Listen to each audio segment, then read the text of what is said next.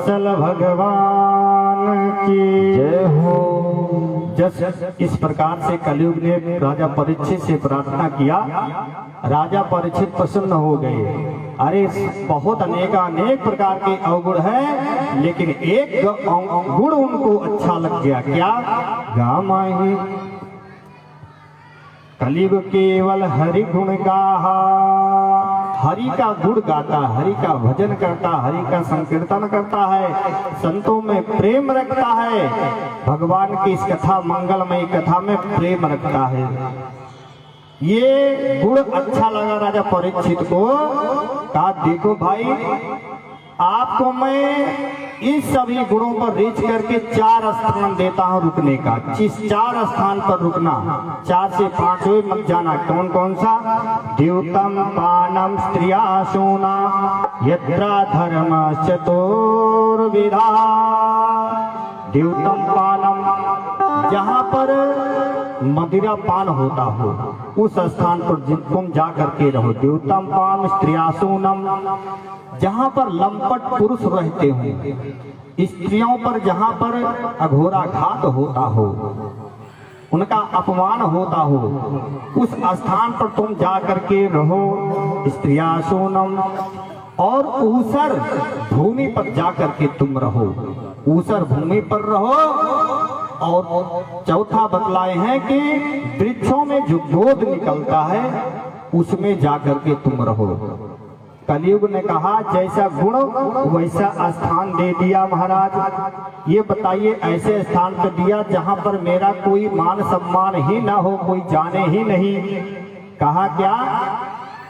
अच्छा देखो भाई, मैं अगर एक गुण अच्छा लगा है तो मुझे एक ऐसा स्थान दे दो रहने के लिए जहां मैं प्रेम के साथ में रह सकूं। कौन सा? परीक्षित ने कहा बताओ कौन से स्थान पर रहना चाहते हो? कहा यही बात है तो मुझे सोने में स्थान दे दो। एक स्थान मुझे सोने में दे दो, मैं वहां पर आनंद के साथ में रहूंगा। राजा परीक्षित कलयुग के उस गुण पर रीझे हुए थे। तुरंत कह दिया जाओ ठीक है, मैं आपको सोने में भी स्थान दिया। लेकिन भगवान कहते हैं कि धातु नाम अस्मि कांचनः, सोने में मेरा भी निवास है, सोने में मैं भी रहता हूँ। और ये कह रहा कलयुग वो स्थान सोने में दे रहे राजा परीक्षित। लेकिन कैसे स्थान पर कलयुग रहेगा, कौन से स्थान पर परमात्मा भगवान रहेंगे?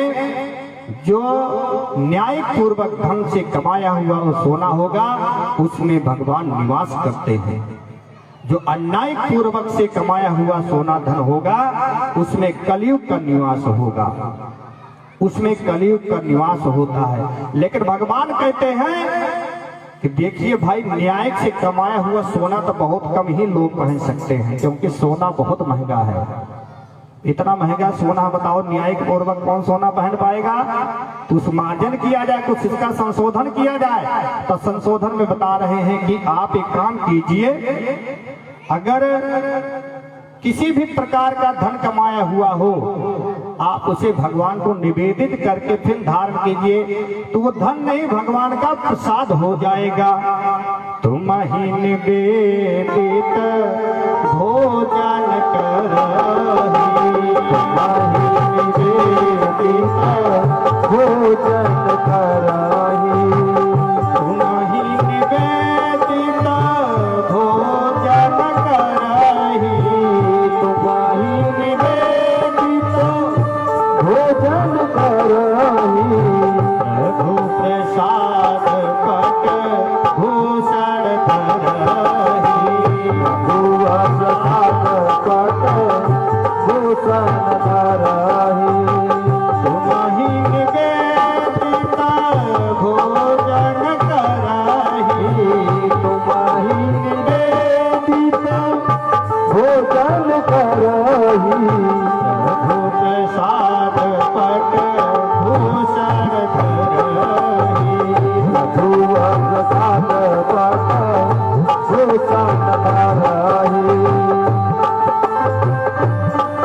श्री राधे, तालियों की सेवा करते हुए कलयुग को भगाइए। श्री राधे।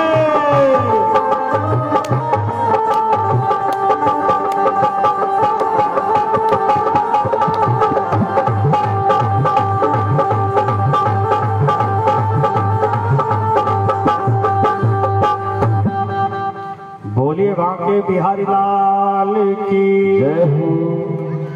जब वही सोना वस्त्र अन्न कुछ भी हो लेकिन भगवान को निवेदित करके अगर धारण करते हैं तो समस्त दोष उसमें से निकल जाता है, भगवान का प्रसाद बन जाता है। तो चिंता करने की बात नहीं है, प्रयास यही हो हम सबका कि हम सत्य का पालन करें, सत्य के नियमों का धारण करें। ये हम लोग का परम पवित्र होना वृत्ति है। राजा परीक्षित ने कलयुग को स्थान दे करके उसके बाद में निकल पड़े, नगर को प्रस्थान किए घूमने के लिए, टहलने के लिए। और टहलते चलते नगर का, उस मार्ग का, अपने राज का परीक्षण करते करते एक जंगल में पहुंचे जहां पर समीक ऋषि तपस्या कर रहे थे। समीक ऋषि तपस्या कर रहे थे। राजा परीक्षित को बहुत तेज की प्यास लगी, बहुत तेज की प्यास लगी। जा करके बाबा के पास पुकारे, बाबा बाबा। लेकिन बाबा जब अपने में हूं तब न जागे, वो तो समाधिस्थ में है, ब्रह्म में लीन है। उनकी जब नेत्र नहीं खुला, राजा परीक्षित को लगा कि ये राजा का सम्मान करना पड़ेगा, उनका आवभगत करना पड़ेगा, इसलिए नेत्र नहीं खोल रहे हैं। राजा परीक्षित की एक भ्रांति हुई, क्योंकि उन्होंने बहुत पूर्वजों का अन्याय से पूर्वक कमाया हुआ धन का एक मुकुट था घर पे, वही मुकुट धारण करके राजा परीक्षित चले थे। इसलिए कलयुग का वास उनके मन मस्तिष्क में हो गया। जब बाबा का नेत्र नहीं खुला तो बगल में एक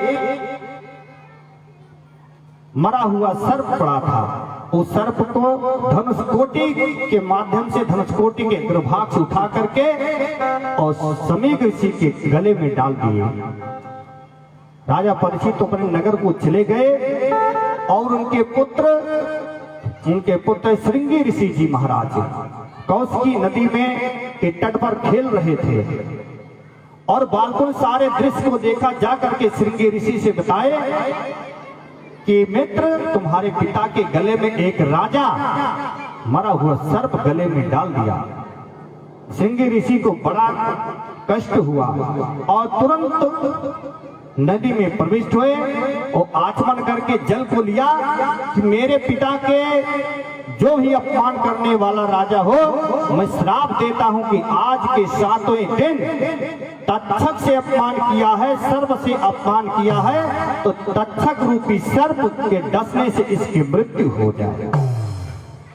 जब इस प्रकार से श्राप दिए श्रृंगी ऋषि और रुदन करते हुए पिता के पास में आ गए। इतना जोर जोर से रुदन किए कि श्रृंगी समीक ऋषि की समाधि खुल गई। मुक्त कंठोर रुरोधा, मुक्त कंठोर रुरोधा, इतनी जोर से रोए श्रृंगी ऋषि की, समीक ऋषि की समाधि खुल गई। कहे, बेटा क्यों रो रहे हो, इतना जोर जोर से क्यों रो रहे हो? कहा, पिताजी आप देखे नहीं, आपके गले में किसी राजा ने मरा हुआ सर्प डाल दिया है। तुरंत समीक ऋषि उस मरे हुए सर्प को निकाल करके बाहर रख दिए। कहा, ऐसी बात पिताजी आप घबराने की बात नहीं, मैंने उस राजा को श्राप दे दिया है कि आज के 7वें दिन तक्षक सर्प डसेगा और तक्षक सर्प डसने से उसकी मृत्यु हो जाएगी। तो समीक ऋषि ने कहा, अरे बेटा, तूने बहुत बड़ा अन्याय कार्य किया है। तू जानता है किसको श्राप दिया है? अरे जो इस संत मनीषी लोग आनंद के पूर्वक तपस्या करते, भजन करते हैं, राजा परीक्षित का देन है। इस नगर में कोई भी दुष्ट, कोई भी अन्यायिक रूप से कोई रह नहीं सकता है, और तुम इस न्यायिक राजा को तूने श्राप दे दिया, बहुत गलत काम किया है तूने। बेटा श्रृंगी ऋषि, इति लंघित मर्यादम तच्छिका सप्तमे तदंशायते स्म कुलंगारा चोदितो में तदा दुहान। बहुत अमर्यादित कार्य को किया बेटा। अच्छा एक काम कर, तुरंत राजा परीक्षित को संदेशा पहुंचाओ कुछ इसका मार्जिन, इसका बचने के लिए कोई ना कोई एक उपाय ढूंढ ले, अधम गति को ना जाए राजा परीक्षित। संदेशा गया। राजा परीक्षित जब मुकुट को उतारे तो उनको होश आया, मैंने इस महात्मा का अपमान किया है।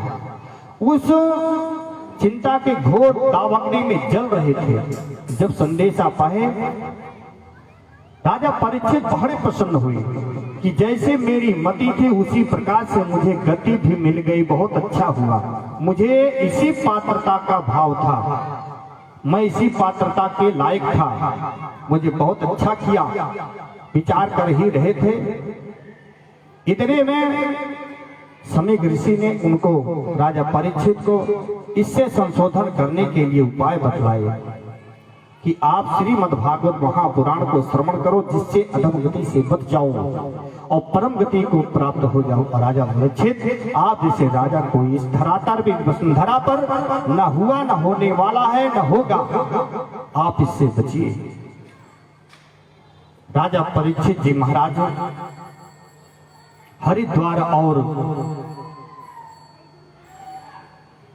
हरिद्वार के मध्य में जाकर के श्रीमद् भागवत महापुराण का श्रवण करने के लिए उद्गम हुए और वहां को की कथा को कौन सुनाए? व्यास जी ने जो सुखदेव जी को कथा को श्रवण कराए, सुखदेव जी ने कहा कि गुरुदेव आप दक्षिणा ले लीजिए। व्यास जी ने कहा समय आने पर मैं गुरु दक्षिणा भी ले लूंगा, अभी इसको अपने पास में ही रखिए। जब गुरु दक्षिणा के लिए सुखदेव जी महाराज जैसे महापुरुष को कथा सुनाने के लिए बुलाया गया, बद्री नारायण और हरिद्वार के मध्य में कथा को रखा गया। सुनाने के लिए चले तो वहां पर जितने ऋषि थे, बड़े बड़े योगी थे, कथा सुनने के लिए सारे लोग आने लगे। कौन कौन आ रहे हैं देखिए, कितने बड़े बड़े महापुरुष आ रहे हैं। अत्रि वशिष्ठा च्यवना सरदवा नरेश नेमे भिगुदास पराशरो गाधि सुतो अर्थ रामा उतात इंदा प्रमदेद माहो। अत्रि वशिष्ठ सरदवान अनेकानेक बड़े बड़े महापुरुष संत पधारने लगे और सुंदर बालुका का पीठ बनाया गया। बालुका की पीठ पर बैठ करके कथा को सुनाना आरंभ कर दिए। कथा को सुनाना आरंभ कर दिए। श्री सुखदेव जी महाराज कला अवतार के अवतार हैं। व्यास जो वंशावली में जो जैसे होगा उसी वंशावली को ही कहलाएगा, क्योंकि पाराशरो तत्रा भवत भगवान व्यास पुत्रो यदृच्छया गामटमानो अनपेक्षः अलक्षलिंगो निजलाभ तुष्टो वितास्य बालैरवधूत भेषः। अवधूत भेष में एकदम नियंगा अंग धड़ंग आए। उनको लोग देखते हैं जिस प्रकार से माताएं देखते हैं तो नन्हे से बालक दिखते हैं कि आज की मेरा इस लाल है, मेरे गुंद का लाल है, मेरा बालक दिखता है।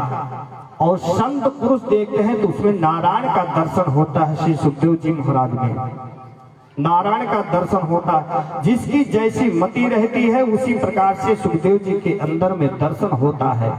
आकर के कथा सुनाना आरंभ कर दिए।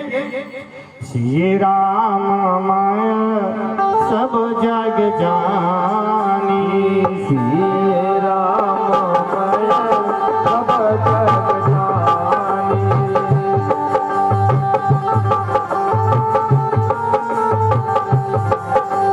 करहूं प्रणाम जोर जुग पानी, करहूं प्रणाम जोग जुग पानी।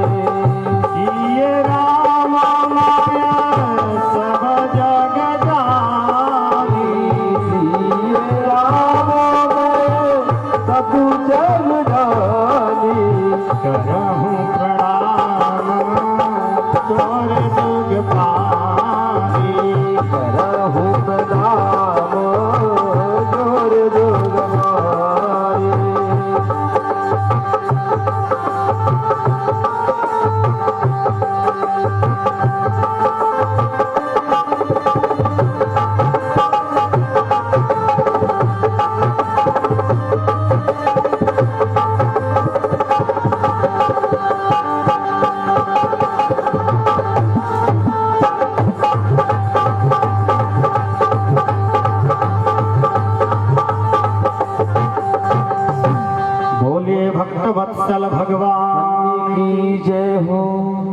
इस प्रकार से व्यास जी के स्कूल से सुखदेव जी महाराज राजा परीक्षित को गंगा के तट पर हरिद्वार के किनारे कथा सुनाना आरंभ कर दिए।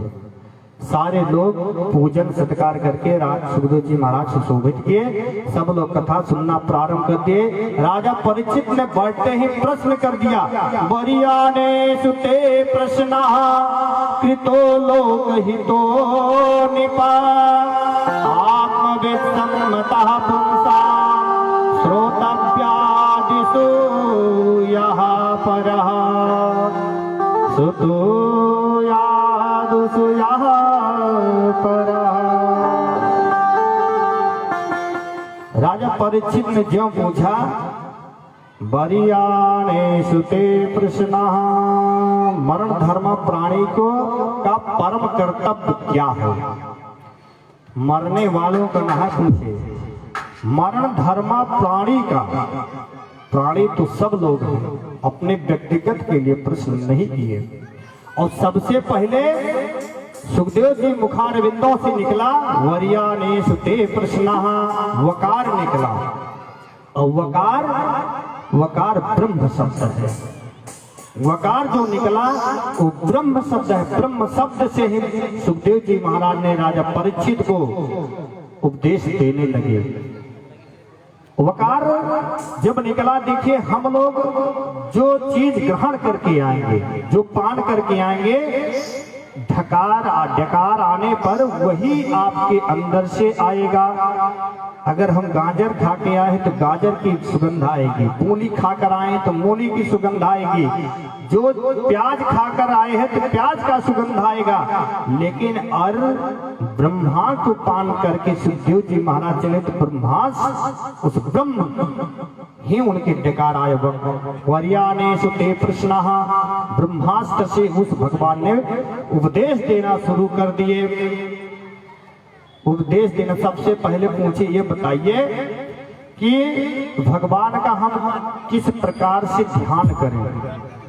भगवान का किस प्रकार से ध्यान करें? तो बता रहे हैं, जितासना जित संगो जितासनो जिता श्वासो जित संगो जितेन्द्रिया स्थूले भगवतो रूपे मनः संधारे धिया। हे परीक्षित जी महाराज, सबसे पहले हम आसन को जीतना चाहिए। सबसे पहले आसन को जीतिए। अगर पूजा में बैठे नहीं, पैर दुखने लगा तो क्या साधना करोगे? क्या कथा श्रवण करोगे? क्या संकीर्तन करोगे? क्या जप करोगे? इसलिए धीरे धीरे आसन को जीतना चाहिए। जैसे आपको आसन सुलभ लगे, सुखासन हो, वीरासन हो, पद्मासन हो, जैसे भी आपको सुलभ लगे, पहले हम सभी लोग को आसन को जीतना चाहिए। आपने आसन को सुलभ बनाना चाहिए। जीता श्वासो, फिर धीरे धीरे अपने श्वास को जीतना चाहिए। श्वास अपने बस में रहे। ये नहीं पूजन करने बैठे और पूजन में श्वास ही फूलने लगे, उबन होने लगे, तो धीरे धीरे जीता श्वासो, श्वास को जीतिए। जित संगो जितेन्द्रिया, अपने संग को जीतो और इंद्रियाओं को जीतो। ऐसा ना हो कि इंद्रियाएं आप भजन कर रहे हो और ये जो मेरा मन है वो जो है कहीं घूमने को चला जाए, तो आप बैठे रहो। लेकिन अगर मन नहीं है तो आप बैठे रहो, आप कुछ नहीं कर सकते हो। इसलिए अपने इंद्रियाओं को, मन को भी जीतो। स्थूले भगवतो रूपे मनः संधारे धिया, भगवान के उस छोटे छोटे अणु को भगवान के चरणों में से ध्यान करना आरंभ करो। भगवान का स्वरूप कैसा है, तो सब भगवान के स्वरूपों का ध्यान करो। सबसे पहले नख का ध्यान करो, पहले तालू का ध्यान करो। भगवान के लाल लाल तालू हैं, उसमें शंख, चक्र, गदा, पद्म, जौ इत्यादि चिन्हों का ध्यान कीजिए। भगवान के चरणों में ये चिन्ह है, ऐसे ऐसे इनके चिन्ह हैं। और जब वो ध्यान आपके मन में बस जाए तो भगवान के नख को ध्यान करो कि भगवान के नख कैसे हैं, चंद्रमा के समान श्वेत वर्ण के हैं। उसके बाद में भगवान के घुटने का ध्यान करो। घुटने का ध्यान करते करते उसको अच्छा स्थल को ध्यान करो, कमर का ध्यान करो। उसके बाद मुखार बिंदु को धारण करो, मुखार बिंदुओं का दर्शन करो। जब ये पूरी छवि मेरे मन में बस जाए तो समझ लीजिए कि मेरा ये पूजन, मेरा ये साधना सार्थक हो गया। जब ये हो जाए तो क्या करें? इसके लिए हमको क्या करना पड़ेगा? तस्मात् भारत सर्वात्मा भगवानीश्वरो हरे श्रोतव्यः कीर्तितव्यश्च अस्मरतव्या चेक्षता भयम्। इसके लिए तस्मात् भारत श्रोतव्यः कीर्तितव्यश्च, सबसे पहले श्रवण करो, कथाओं को श्रवण करो, उनकी लीलाओं को श्रवण करो। कीर्तितव्यश्च, श्रवण करने के बाद उनकी लीलाओं का ध्यान करो। भगवान ने कैसे कैसे लीला की, क्या क्या भगवान ने इस संसार पर अपने भक्तों पर कैसे कृपा की, इसका ध्यान कीजिए। जब यह ध्यान हो जाए तस्मरा तब अच्छे चेता भयम, सब ध्यान करते हुए फिर प्राणायाम के द्वारा भगवान को स्थूल रूप का ध्यान करते हुए अपने मन को उसी में लगाना चाहिए। जब इस प्रकार से हुआ तब आता है कि बताइए संसार बना कैसे? संसार बना कैसे? संसार बनने का ये भी आप मंगलमय कीर्ति आप सुनाइए कि संसार बना कैसे।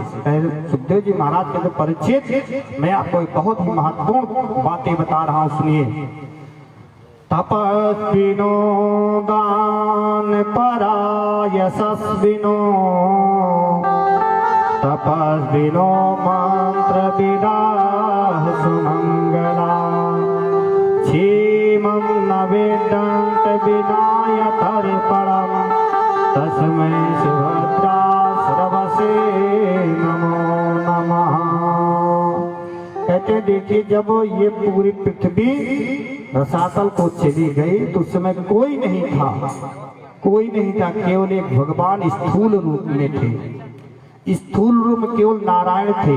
सृष्टि की जब समय आया तो सबसे पहले जो है ब्रह्मा जी को उत्पन्न किए।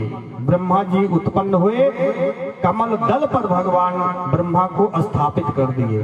ब्रह्मा जी सोच रहे हैं कि बताइए मैं इस जगह पर कैसे आ गया, मैं कौन हूँ? अपने आप को ब्रह्मा जी पहचान नहीं पा रहे हैं। उसी पर बैठे बैठे सोच ही रहे हैं, कह रहे हैं मैं जहां से इस कमल दल पर हूं तो कमल किसी पौधे को पकड़ करके, इस डंठल को पकड़ करके जाता हूं, देखता हूं मुझे यहाँ तक लाने वाला कौन है। ब्रह्मा जी पूरे उस डंठल को पकड़ करके उस पौधे को द्वारा ढूंढते रहे, लेकिन जहां से वो कमल आया है, कमल की अंतिम कहां से आया जड़ नहीं पाई हुई। खोजते खोजते जब नहीं मिला, काफी समय से ब्रह्मा जी अस्त व्यस्त हो गए, पुनः उसी स्थान पर आ गए। ब्रह्मा जी कहते हैं कि मैं कौन हूँ, कौन हूँ? ब्रह्मा जी के कर्णों में दो शब्द सुनाई दिया, दो शब्द सुनाई दिया। क्या क्या? कहे ता और पा। तप सुने ब्रह्मा जी कि ब्रह्मा जी आप तप करो, तप के द्वारा ही जान सकते हो कि आप कौन है, आपको लाने वाला कौन है। ब्रह्मा जी ने तप करना आरंभ कर दिए। ब्रह्मा जी तप किए और तप होने जब प्रसन्न हुए भगवान का, देखो आप जो सृष्टि का विस्तार करो। सृष्टि का विस्तार करने के लिए उनको चतुर्थ श्लोकी भागवत भगवान ब्रह्मा को भगवान ने दिया और चतुर्थ श्लोकी के द्वारा उन्होंने सृष्टि का आरंभ किए। सृष्टि आरंभ होने लगी, सृष्टि होने लगी। सबसे पहले जो सृष्टि का समय आया, ब्रह्मा जी ने कहा भगवान मैं सृष्टि करूं तो कैसे करूं? मेरे पास ना कुछ सामग्री है, मैं करूं तो कैसे करूं? और सामग्री अगर मान लीजिए किसी प्रकार सृष्टि होती तो ये सृष्टि धारक लोग रहेंगे कहाँ?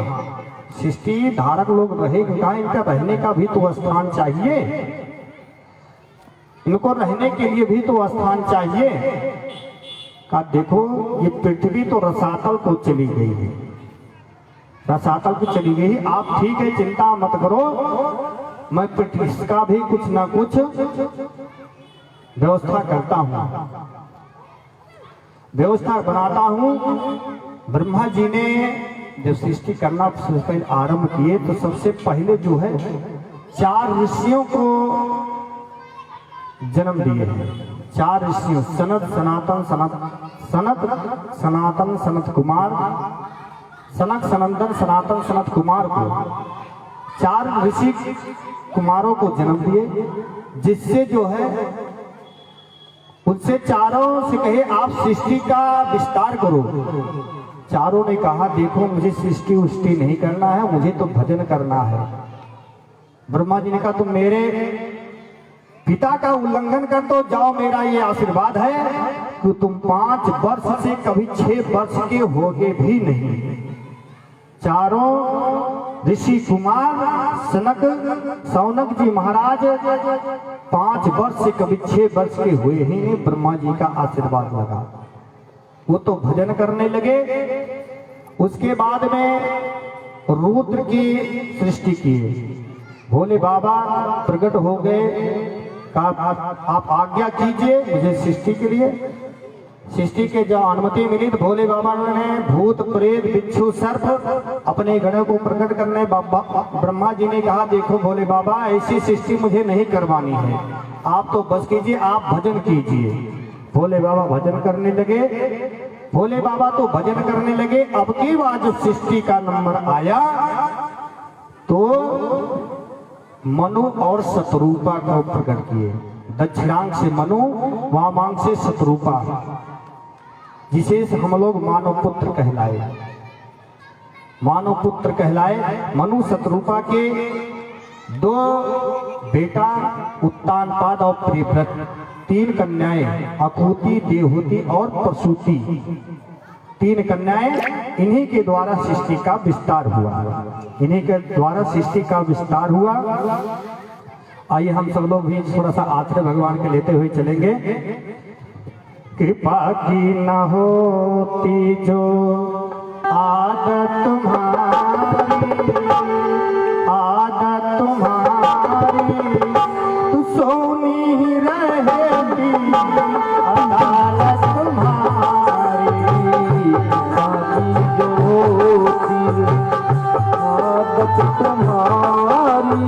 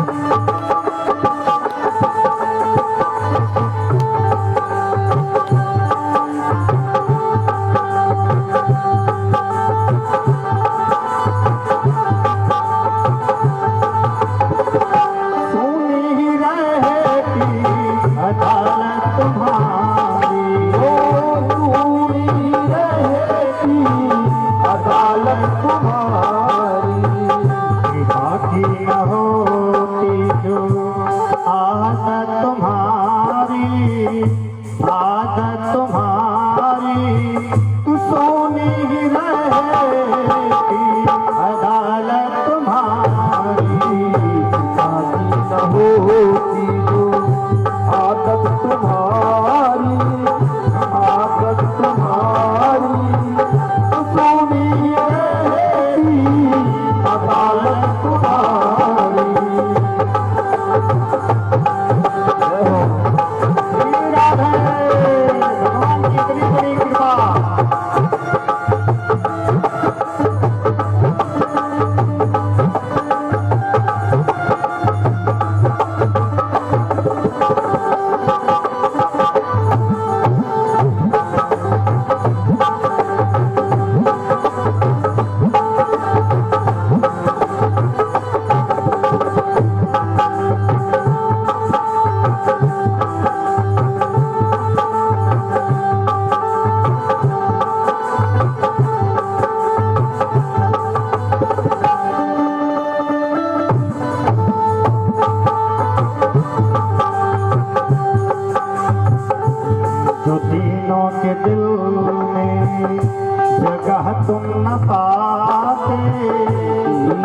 के दिल में जगह तुम न पाते, जगह तुम न पाते, हाँ जगह न पाते। तो किस दिल में होती हिफाजत तुम्हारी, तो किस दिल में होती हिफाजत तुम्हारी, बाजी न होती जो आदत तुम्हारी, आदत तुम्हारी, तो सुनी ही रहेगी अदालत तुम्हारी।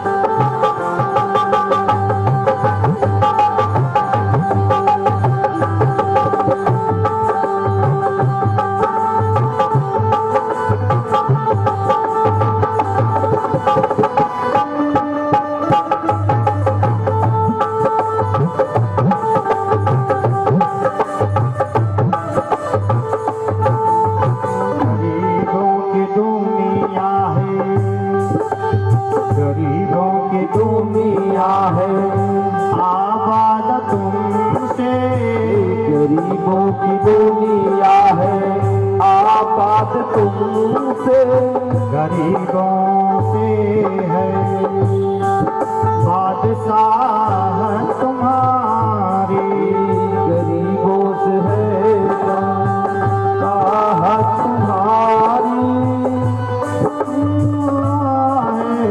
बादशाह तुम्हारी, गरीबों के है रहमत तुम्हारी, कृपा की न हो जय हो आदत तुम्हारी, बाकी जो होती आदत तुम्हारी, तो सुनी रहेगी अदालत तुम्हारी, तो सुनी रहेगी अदालत तुम्हारी, तो सुनी रहेगी अदालत तुम्हारी।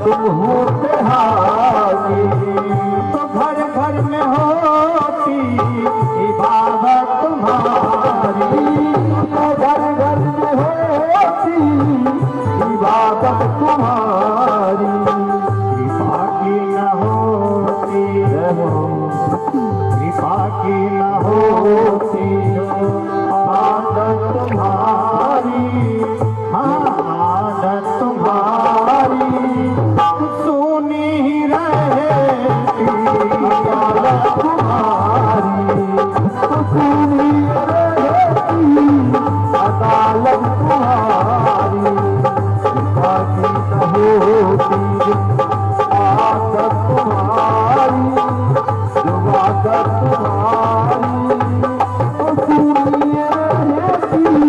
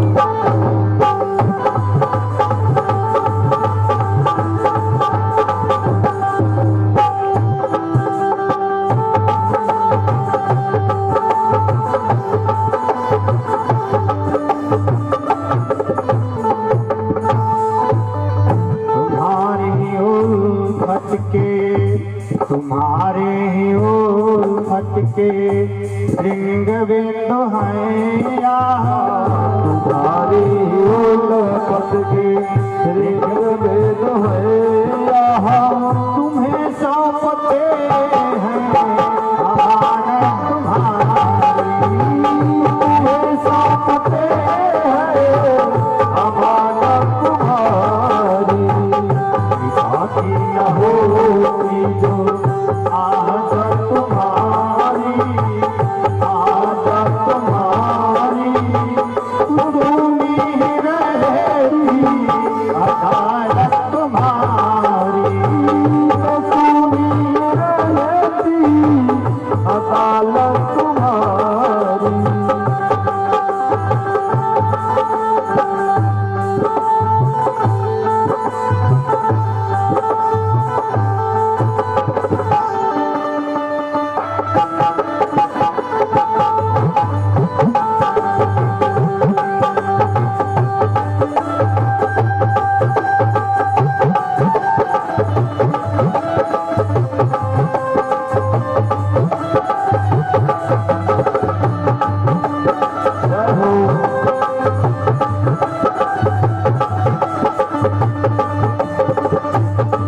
आदत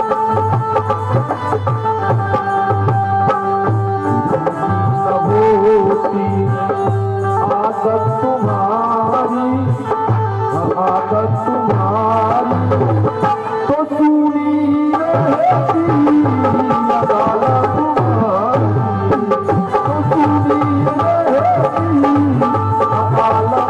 तो सुनी रहती अदालत तुम्हारी। बोले भक्त वत्सल भगवान की भगवान की कृपा ना होती तो सुनी ही रहती अदालत तुम्हारी। तो भगवान क्या करते जब संसार की रचना नहीं होती, तो इसलिए सृष्टि रचना भी आरंभ करना शुरू कर दी ब्रह्मा जी महाराज, और उनके द्वारा हम सभी लोग सृष्टि रचना में हम लोग भी आज इस संसार में हैं, संसार में हैं। जब ब्रह्मा जी को बहुत तेज का छींक आया, बहुत जब ब्रह्मा जी ने कहा पृथ्वी कहाँ है, तो बहुत तेज की छींक आई और वाराह भगवान प्रकट हो गए। बोलिए वाराह भगवान की जय हो। वाराह भगवान प्रकट हो गए। क्या बताइए कि ये सृष्टि के लिए आपको पृथ्वी की आवश्यकता है, मैं पृथ्वी लेकर आऊंगा। और दिति माता जो है, दिति कश्यप की पत्नी है। एक दिन दिति महारानी सहवास की आग्रह की कश्यप जी महाराज से, और कश्यप जी महाराज का देखो देवी ये बेला ठीक नहीं है, कि बेला सही नहीं, इस बेला में सहवास करने से दुष्ट प्रकृति का संतान उत्पत्ति होती है। लेकिन दिति महारानी ने ना मानी। जब कश्यप जी और दिति का काम जो समाप्त हुआ, तो दिति को बहुत बड़ा पश्चाताप होने लगा, मुझसे बहुत बड़ा पाप हो गया, मुझसे बहुत बड़ा पाप हुआ, इस पाप को कैसे समन होगा। कश्यप जी ने कहा देवी देखो चिंता मत करो, तुम्हारे घर में जो दोनों संतान पलेंगे वो भगवान के द्वारा उनका उद्धार भी होगा, और संतों मनुष्यों को बहुत बड़ा दंड देंगे। सबसे बड़ी बात यही है कष्ट की। दिति महारानी ने कहा मैं जन्म ही नहीं दूंगी तो कैसे कष्ट पहुंचाएंगे। 100 वर्ष तक दिति माता ने अपने गर्भ में उन दोनों बालकों को पाल करके रखा। जलने लगा ये संसार, जलने लगा, श्वासें गर्म हो गई सबका, और श्वासें धीरे धीरे रुकने लगी। ब्रह्मा जी जय कहे कि देखिए नारायण ये कैसा प्रलयकालीन समय दिखाई दे रहा है, किसके द्वारा ये सांसें अवरुद्ध हो रही हैं। नारायण कहा देखो एक दो दुष्ट पल रहे हैं, और कश्यप दिति माता के यहाँ दिति माता जन्म नहीं दे रहे, इसीलिए सांसें रुक रही हैं। उनसे कहिए जन्म दे। जन्म हुआ हिरण्याक्ष और हिरण्यकशिपु दोनों बने। हिरण्याक्ष वही एक दिन पूरा दिग्विजय करता हुआ सारे देवताओं को बंदी बना दिया। समुद्र जाके कहा, समुद्र को ललकारने लगा, समुद्र आओ मुझसे युद्ध करो। समुद्र शरणागति हो गया, देखो मैं बुढ़ा हो गया, तुमसे युद्ध करने के लायक नहीं हूं, तुम अपने जोड़ी का ढूंढ लो। हिरण्याक्ष वहां चला, नारद जी मिले। नारद जी से कहा, आओ इधर उधर नारायण नारायण जपते रहते हो, कुश्ती आओ, दो कुश्ती मुझसे लड़ो तो मैं समझू कितना तुम नारायण के भक्त हो। कहा, देखो मैं तो कुश्ती नहीं लड़ सकता हूँ, लेकिन हाँ इतना जरूर तुम्हें आशीर्वाद देता हूँ कि तुमसे कुश्ती लड़ने वाला वीर पुरुष तुमसे मिल जाए, भेंट हो जाए, आशीर्वाद इतना देता हूँ। ये तो चला गया, इंद्र को अपने घर लेकर गया। इंद्र से कहता पानी भरवाता है और वरुण भगवान से झाड़ू लगवाता है। इतना घोर अत्याचार कर दिया। और जब नहीं रह गया तो पृथ्वी अपने बल में मद में आकर के, बल के घमंड में पृथ्वी को मुंह चुरा कर लेकर के भग गया। जब भगवान 12 रूप में आए तो पृथ्वी का उद्धार करने के लिए भगवान जल में प्रविष्ट हो गए। जल में प्रविष्ट हो गए और जाकर के हठात हिरण्याक्ष से पृथ्वी को छीन लिया और अपने ठोंढे पर रख करके ऊपर ओष भाग पर ले करके चलने लगे। हिरण्याक्ष कहता, अरे दुष्ट, चोरी से कहां पृथ्वी को लेकर भागा, तुम्हें जरा सी शक्ति है, बल है तो रुक मुझसे युद्ध कर। युद्ध में अगर जीतता है, विजय पाता है तो पृथ्वी को लेकर के जा, अन्यथा पृथ्वी को नहीं ले जा सकता है। भगवान एकदम शांत से ले आकर के यथा स्थान पृथ्वी को स्थापित कर दिए। उसके बाद कहे, उसके बाद बोले कि अरे हिरण्याक्ष, क्या कह रहा था तुम, क्या कह रहे थे? ये तो सत्यम वयम भुवन गोचरामिगा इस्मात् विधान में गए ग्राम सिंहा। अरे मुझे कहा था कि सुगर कहीं का, अरे मैं तो सुगर हूं ही, मैं तो सुगर ही हूं, लेकिन तुम्हारे से ग्राम सिंहान, तुम्हारे से ग्राम सिंहों का मैं इंतजार करता हूं। ग्राम सिंह जानते हो किसको कहते हो? कहते हैं गांव के कुत्तों को। संस्कृत कितनी मीठी वाणी है, अगर किसी को बोल दो तो वो भी बुरा ना माने। भगवान वाराह ने कहा, इस्मात् विधान में गए ग्राम सिंहान, तुम्हारे से गांव के कुत्तों का मैं इंतजार करता हूं। जो भगवान पृथ्वी को स्थापित कर करके और जल से निकले थे, जो अपने शरीर को झाड़े, जो शरीर को गिनगिनाए, उनसे जितने रोम निकले हैं, जितने रोम गिरे हैं, वही जो है कुश बन करके पैदा हुए हैं, जो परम पवित्र मानते हैं हम सभी लोग। वाराह के रोम है कुश, उसको धारण करते हैं, फिर पवित्र कार्यों को करते हैं, पवित्र कार्यों को करते हैं। ऐसे भगवान से युद्ध होने लगा हिरण्याक्ष से और वाराह भगवान से। देवता लोग ऊपर से प्रार्थना कर रहे, प्रभु इसका जल्दी उद्धार कर दो, नहीं सायंकालीन में असुरों की माया बढ़ जाती, शक्ति बढ़ जाती है। देवता लोगों को देख करके भगवान सोचने लगे, देखो मेरे ऊपर भी ये लोग शंका कर रहे हैं कि मार सकते हैं कि नहीं। भगवान ने खेल खिलाते हुए जो गदा को घुमा करके मारे। हिरण्याक्ष ने भगवान को जरा से क्रोध आया, करेण कर्ण मूले यहां यथा त्वष्टम मरुत्पति ही, एक ही झापड़ मारे कि हिरण्याक्ष चकनाचूर होकर के पृथ्वी पर धड़ाम से गिर गया और उसका प्राणांत हो गया। देवता लोग ऊपर से देख रहे हैं, इस सत्य में हुआ है कि ऐसे ही ये बहाना बना करके पड़ा हुआ है। सब लोग देवता लोग स्तुति करते हैं भगवान की, अगर मरा है तो ठीक है, अगर जिंदा है तो ये ना हो कि इसमें भी इसकी कहीं से भी कमी निकल रही हो, बाद में हम सबको कष्ट ना पहुंचे, बाद में कोई दिक्कत ना हो, इसलिए ऐसी स्तुति करते हैं। न जाने कौन से गुण पे दया निधि रीझ जाते हैं, न जाने कौन से गुण पर दया निधि रीझ जाते हैं। जाने कौन से गुण पे दया निधि रीझ जाते हैं, जाने कौन से गुण पर दया निधि रीझ जाते हैं। कौन से गुण पे दया निधि रीझ जाते हैं। न जाने कौन से गुण पर दया निधि रीझ जाते हैं।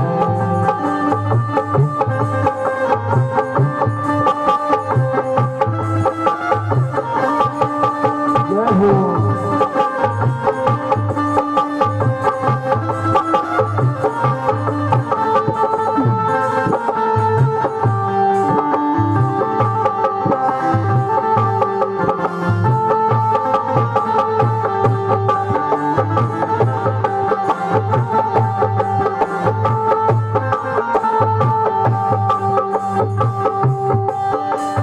बोलिए भक्तवत्सल भगवान की जय हो। अब मनु महाराज के दूसरी बेटी हैं देवहूति। देवहूति माता करदम जी महाराज भगवान की आराधना कर रहे थे। करदम जी महाराज आराधना कर रहे थे। सभी देवताओं ने प्रार्थना किया, करदम जी आप विवाह कीजिए। करदम जी महाराज मुझे विवाह नहीं करना है, विवाह मुझे नहीं करना है। लेकिन जब सभी देवताओं ने आग्रह किया, देखो तुम्हें आशीर्वाद मिला है कि तुम विवाह करो, तुम्हारे यहाँ भगवान का जन्म होगा, भगवान तुम्हारे यहाँ प्रकट होंगे। वो बात करदम जी को याद आई और विवाह देवहूति के साथ में किया।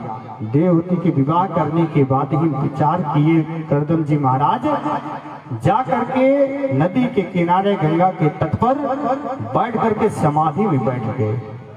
समाधि लग गई, वर्षों वर्षों समाधि चलती रही। लेकिन देवहूति माता अपने पति को सार सर्वस्व मान करके उनका जितनी भी सेवा बन सकी सब कर रहे हैं। जितनी भी उनसे बन सकी अपने पति सार सर्वस्व मान करके सारी सेवा कर रहे हैं। एक ही धर्म एक व्रत नेमा, एक व्रत नेमा, एक ही धर्म एक व्रत नेमा, एक ही धर्म एक व्रत नेमा। काय वचन मन पति पद प्रेमा, काय वचन पद पद प्रेमा। एक ही धर्म एक व्रत नेमा, एक ही धर्म एक व्रत नेमा। काय वचन मन पति पद प्रेमा, आई वचन पद पद प्रेमा।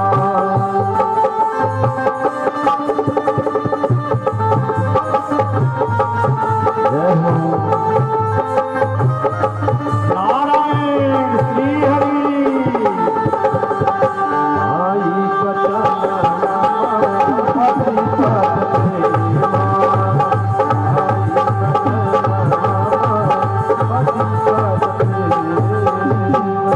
भोले भक्त वत्सल भगवान की जय हो। सार सर्वस्व मान करके देवहूति माता करदम जी महाराज की सेवा करने लगी। ऐसे वर्षों बीत गया, जितना भी उनका साज श्रृंगार था सारे श्रृंगार को रोक दिया। और जब करदम जी महाराज वर्षों बाद समाधि खुली तो देख रहे हैं कि देवी हमारी सेवा में लगी है। पूछ लिए करदम जी महाराज, पूछे देवी जी आप कौन?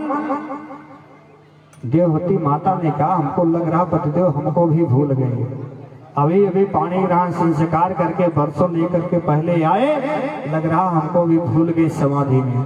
कहा कि स्वामी मुझे नहीं पहचाना, मैं मनु शतरूपा के माझिल बेटे देवहूति आपके साथ मेरा विवाह हुआ है। कदम जी तुरंत अवाक रह गए। देवी, आप मेरी सेवा में अभी तक आप बैठी रही? हाँ स्वामी, मैं आपको सार सर्वस्व मान करके आज मैं आपका ही चरणों में बैठी हूँ। ना जाने कभी ना कभी तो मेरे स्वामी का ये समाधि दृष्टि खुलेगी, उसी लालसा में उसी इंतजार में मैं बैठी रही। ठीक है देवी, आपकी इच्छा है तो ऐसा करो कि मैं अब जीवन लीला उस गृहस्थ आश्रम को मैं धारण करूंगा, गृहस्थ आश्रम को धारण करूंगा। ऐसा करो कि तुम जा करके नदी में स्नान करके आओ, नदी में स्नान करके आओ, फिर मैं कामक विमान को प्रकट करके हम लोग विहार करेंगे। देवी देवहूति ने जाकर के नदी में स्नान किया। शतानी 10 कन्या, 10,000 कन्याएं प्रकट होकर के देवहूति माता का मलमल करके बढ़िया श्रृंगार किए, सुशोभित कर दिए। और कदम जी महाराज कामक विमान को प्रकट किया। कामक विमान प्रकट करके देवहूति और कदम जी महाराज दोनों विहार करने लगे। कामक विमान वो है कि जहां सोचिए कामना कीजिए, इस जगह जाना है, बिगड़ किसी पेट्रोल डीजल के स्टीयरिंग के वो कामक विमान वहां जाकर के पहुंच जाता है। ऐसे विवाह करते करते कालांतर में कदम और देवहूति के 9 कन्याएं हुई। तुरंत ध्यान आया कदम जी को, हमने वादा किया था कि एक कन्या होने पर, एक संतान होने पर मैं गृहस्थ आश्रम को मैं वन को चला जाऊंगा। और धीरे धीरे 9 कन्याएं हो गई। अब मुझे जला ही जाना चाहिए, इस संसार में, इस बंधन में फंसा रहूंगा तो मैं कभी निकलने वाला नहीं। कदम जी महाराज जो जाना ही चाहे, देवहूति ने हाथ को पकड़ लिया। स्वामी, ये तो कन्याएं हैं और इस कन्याओं का विवाह, पढ़ाई लिखाई, शिक्षा दीक्षा, सारा दायित्व माता पिता का बनता है, माता पिता का बनता है। इनको उचित शिक्षा दीजिए और उचित इनका घर बर भी मिल जाए तो उसके बाद आप निवृत्त होंगे। अभी आप कहाँ जा रहे हैं? स्वामी, इस सब इन सारे दायित्व को निभा करके फिर आप जाइएगा। और अगर ये कन्याएं अपने यहाँ चली जाएंगी तो इस तन को मैं क्या करूंगा, मैं किसके सहारे रहूंगी? ये बताइए। तुरंत कदम जी को याद आया, भगवान ने कहा कदम तुम विवाह करो, मैं तुम्हारे यहाँ जन्म लूंगा। तुरंत याद आया, आपकी 10वें बार देवहूति के गर्भ से कपिल भगवान प्रकट हुए। बोलिए कपिल भगवान की जय हो। तम तम गताहं शरणं शरणं सवेत संसार तरो कुठारं जिज्ञासयाहं प्रकृते पुरुषस्य नमामि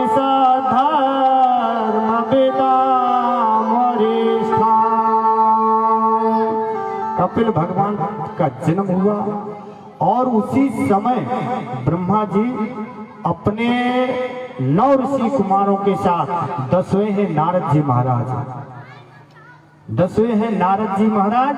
नारद जी महाराज हरि कीर्तन करते हुए कहीं जो है टहलने गए थे, घूमने, लेकिन 9 ऋषि कुमारों को लेकर के ब्रह्मा जी कदम जी के आश्रम कुटिया पर पहुंच गए।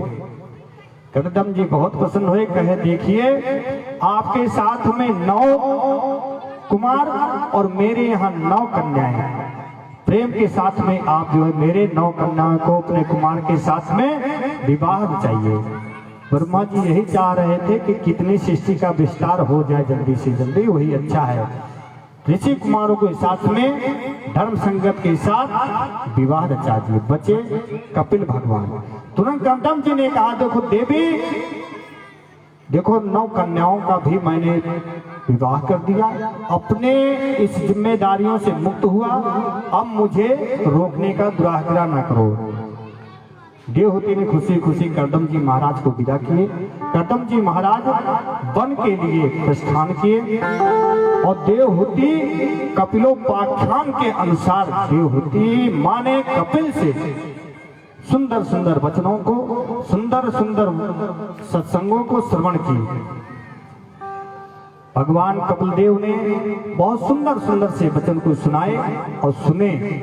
कहते हैं कि माँ ये बताओ, देवहूति कहती है भगवान ये बताइए बेटा कि बताइए जीव जो माता के गर्भ में रहता है तो किस प्रकार से रहता है, क्या भगवान से प्रार्थना करता है।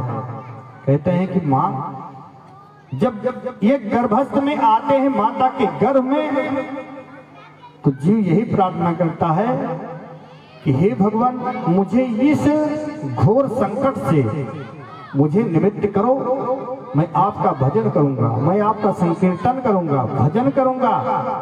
लेकिन जीव वहां से जब चला आता है, छूट जाता है, तो जन्मते ही जो है वो सब भूल जाता है कि मैं क्या वादा करके आया था भगवान से और मैं क्या कर रहा हूं, मुझे क्या करना चाहिए क्या नहीं करना चाहिए, सारे वादों को भूल जाता है। लेकिन भगवान फिर याद दिलाते हैं कि जो वादा करके आए थे तो तुम्हें याद है कि नहीं। फिर कहता है कि जब यहां जन्मते ही माया में विलीन हो जाता है। माँ माने नहीं, या माने जो, माया वो है जो दिखाई न दे, वही तो माया है और उसी में विलीन हो जाता है। माया के रूप में जीव जान ही नहीं पाता है कि मैं क्या कह के आया था, मैं क्या कर रहा हूं, मैंने क्या वादा किया था परमात्मा से और मुझे क्या करना चाहिए क्या नहीं करना चाहिए। लेकिन बार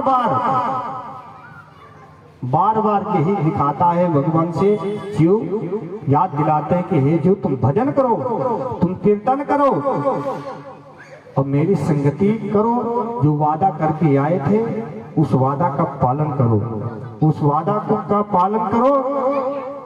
सारे जीव को भुला करके आज भजन कोई नहीं करा रहा, लेकिन हम सभी लोग आइए भजन के माध्यम से परमात्मा के गति को पाएंगे, वादे को निभाएंगे।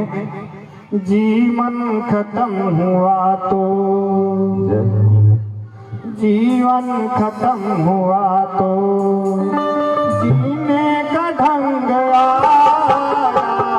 जीवन खत्म हुआ तो जीने का ढंग आया, जीवन खत्म हुआ।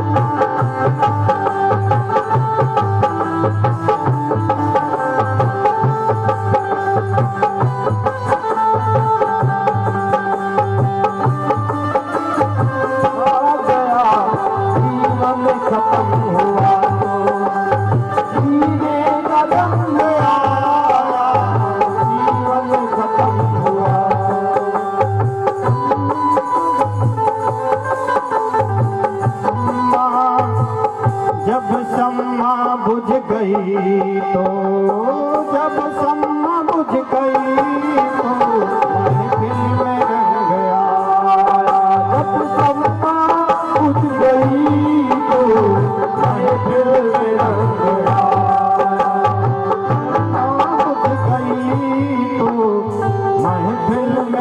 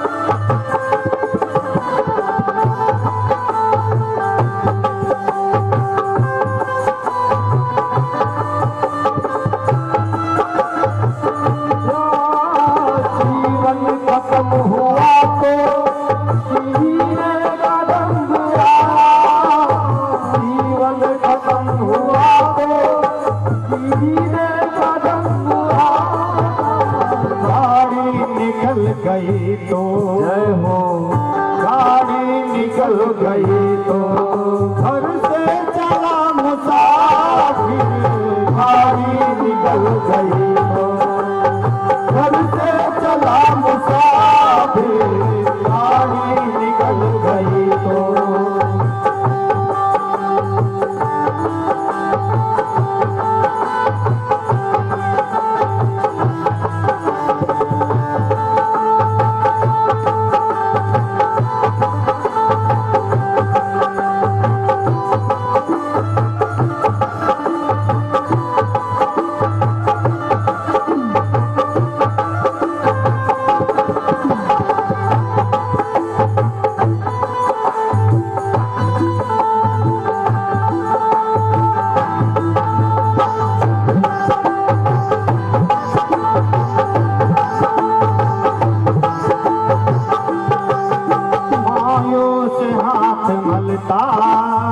मायूस हाथ मलता वापस बेरंग आया, मायूस हाथ मलता वापस बेरंग आया, जीवन निकल गया तो जीवन निकल गया तो जीने का ढंग आया, जीवन निकल गया तो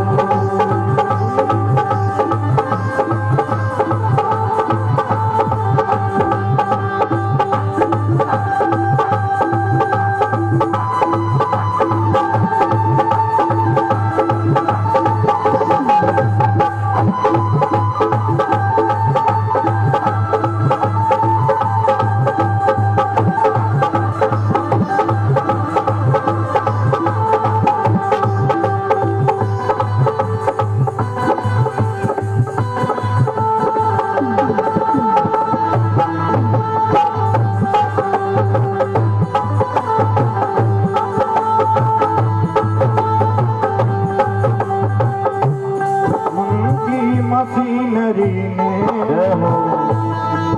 मन की मशीनरी ने अब ठीक चलना सीखा, मन की मशीनरी ने अब ठीक चलना सीखा, मन की मशीनरी ने ठीक चलना सीखा, मन की मशीनरी ने कल नसीहा। बूढ़े तन के हर एक जब बूढ़े तन के हर एक उर्जे में जंग आया,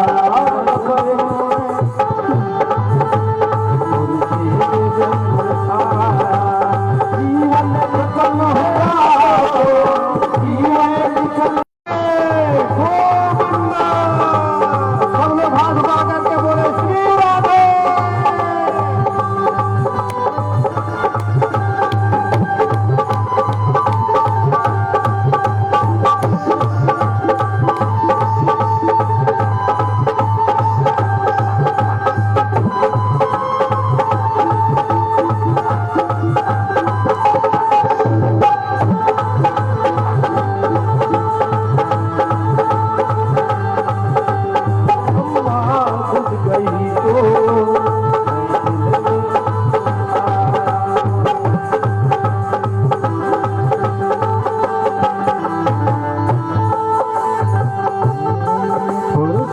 वक्त में ना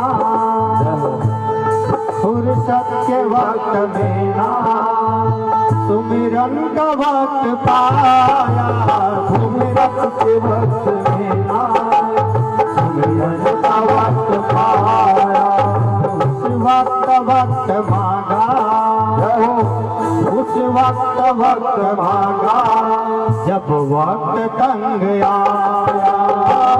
वक्त मांगा जीवन निकल गया तो जीवन निकल गया, जीने का ढंग आया, सीमा बुझ गई तो सम्मा बुझ गई तो मन दिल मेरा बुझ गई तो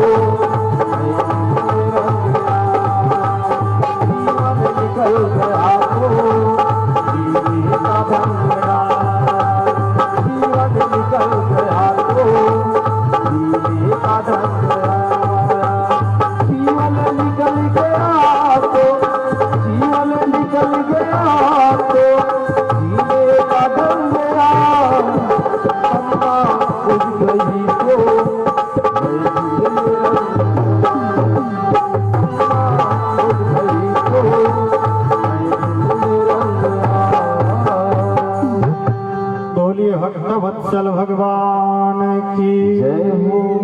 इस प्रकार से जब कबल भगवान ने माता देवहूति को उपदेश दिए, माता देवहूति आनंद के साथ पारावार नहीं रहा और माता पार्वती तब कपिल भगवान जाकर के कपिला आश्रम में समाधि में बैठ गए, समाधिस्थ हो गए। माता देवहूति भगवान का चिंतन करते करते वो भी परम धाम को पधारी। अब मनुष्य रूपा की सबसे छोटी कन्या है प्रसूति। माता प्रसूति का विवाह दक्ष प्रजापति के साथ में हुआ। दक्ष प्रजापति के साथ में हुआ। दक्ष प्रजापति भगवान दक्ष के घर में 16 कन्याएं जन्म हुई। दक्ष को 16 कन्याएं जन्म हुई, जिसमें 13 कन्याएं धर्म को ब्याहा।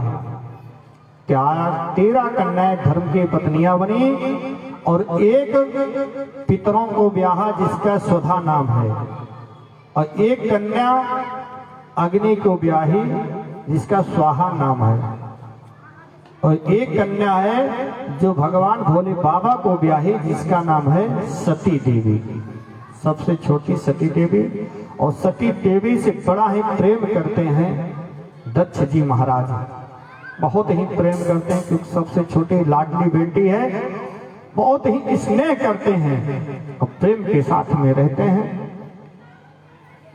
दक्ष ने सती देवी का विवाह बाबा भोलेनाथ के साथ में किया। भोलेनाथ से विवाह किया। विवाहोपरांत दक्ष ने एक सभा बुलवाया। जब रुचि प्रजापति ने दक्ष को यज्ञ का इस राज का कार्यभार दिया और जब राज्याभिषेक हुआ तो राज्याभिषेक पाते ही दक्ष को मद आ गया।